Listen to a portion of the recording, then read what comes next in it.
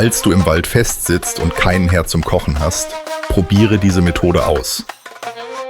Zuerst suchst du dir ein dickes Stück Holz und zeichnest mit einer Pfanne einen Kreis auf die Oberseite des Holzes. Markiere dann 4 Punkte und bohre mit einer Handbohrmaschine 4 Löcher hinein. Danach bohre ein weiteres Loch in die Seite des Holzstamms und stecke 3 Bambusstangen in 3 der Löcher, um eine stabile Basis für deinen provisorischen Herd zu bauen. Schließlich stopfe Papier und kleine Holzstücke in das Loch, zünde es an und du bist bereit, dein Essen zu kochen.